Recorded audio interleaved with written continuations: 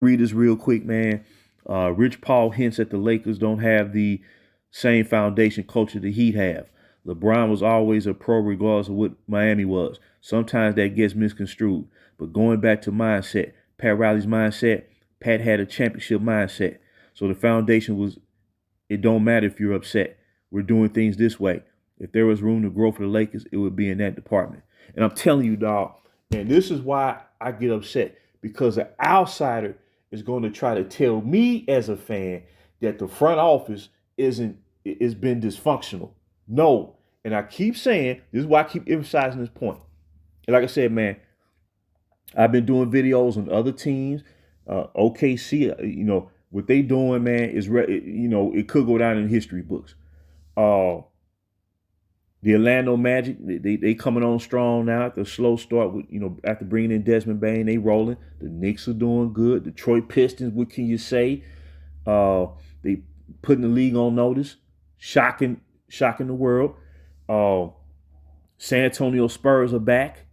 Toronto Raptors have improved from last year. They only won 30 games last year. They moving in the right direction. There's a lot of teams out there. The Phoenix Suns are off to a strong start after regaining control of their franchise back after falling for the okie doke for the past 2.5 seasons. So I love what teams are doing when they build the right way, man. I love it, man. I get a rush. I get a rush. But this the thing, man. Don't tell me about dysfunction, because the 2 years before they brought the Hurricanes to this franchise, I didn't hear one negative comment about the front office. Not one. From the talking heads, they was all saying everything Lakers was doing was spot on, clearing the cap space. Okay, we know about who drafting the deepest young talent in basketball, uh, approaching things the right way.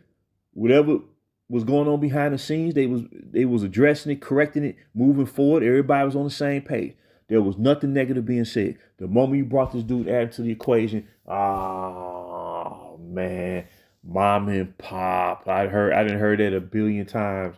The roster construction, the front office is dysfunctional. I'm sick and tired of it, man. And they said the same thing about the Cleveland front office. When David Griffin was the GM up there, they said the exact same thing. They crapped on the owner up there too, because he wasn't getting it done. And they want to put blame on everybody. During the first stint, they was throwing Danny Ferry, the GM at that time. They throwing him under the bus. Mike Brown had to take a hit. He got fired twice by that franchise. He got fired twice. You know what I'm saying? It's the same thing. And what he fails to mention